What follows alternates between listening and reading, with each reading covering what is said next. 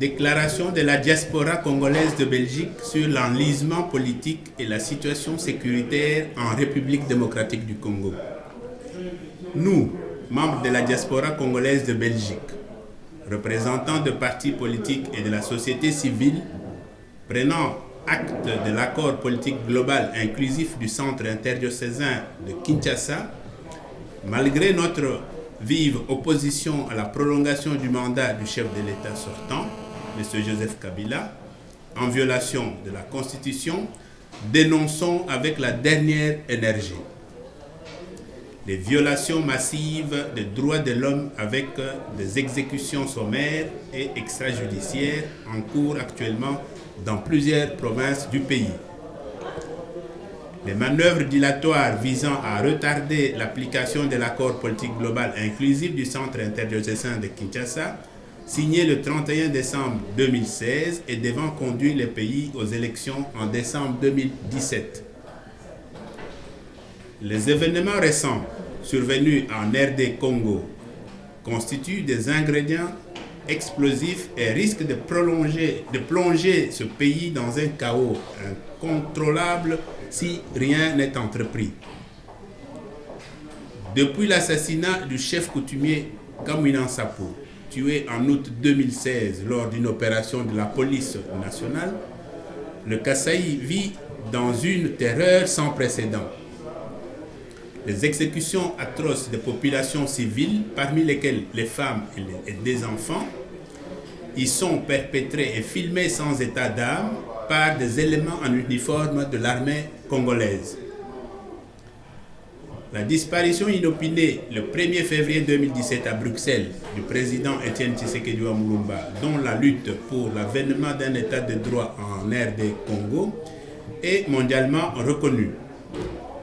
souffre à ce jour d'une instrumentalisation éhontée de la part du pouvoir en place et prive le peuple congolais de lui rendre un hommage mérité. Les récentes attaques des militants de Bundu-Dia Mayala dans le Congo central et dans plusieurs communes de Kinshasa. Les actes de vandalisme commis ces derniers jours sur des sites appartenant à l'Église catholique,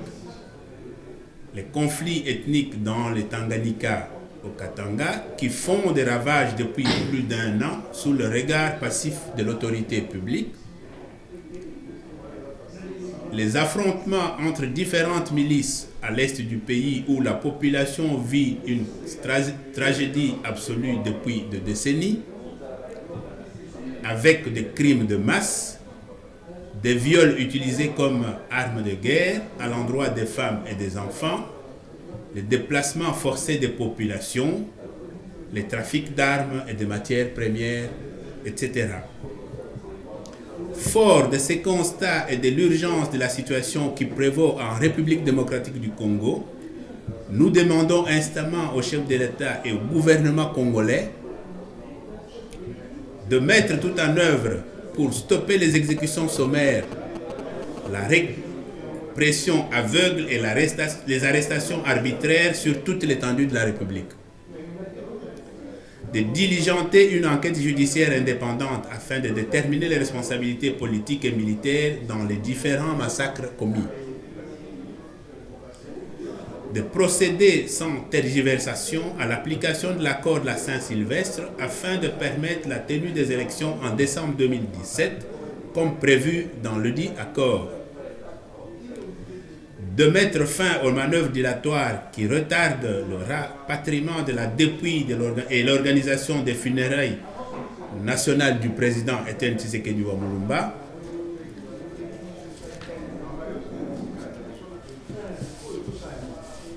Nous lançons un appel pressant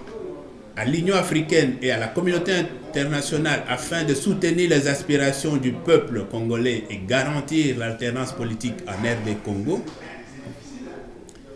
à l'Union européenne pour qu'elle s'implique davantage dans la réussite du processus électoral devant aboutir à l'organisation des élections crédibles en décembre prochain, aux États-Unis et aux pays de l'Union africaine et de l'Union européenne pour qu'ils procèdent effectivement au gel de l'octroi de visas et au gel des avoirs des dirigeants politiques et militaires congolais qui se rendent coupables de violations des droits fondamentaux des citoyens ou qui mettent tout en œuvre pour freiner le processus électoral. Au Conseil de sécurité des Nations Unies pour qu'ils suivent attentivement la situation sécuritaire qui prévaut en RDC et au besoin initie de poursuites à l'encontre des responsables susmentionnés.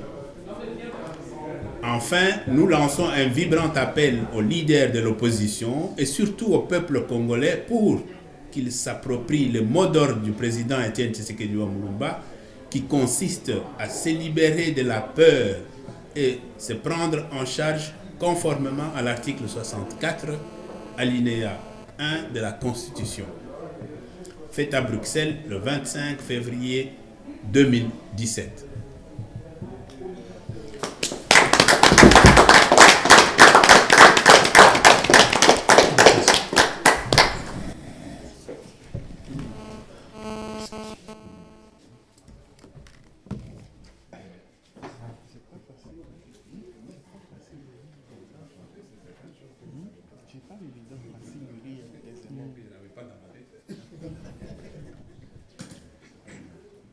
Merci beaucoup, madame, pour avoir féminisé le... Sinon, vraiment, c'est...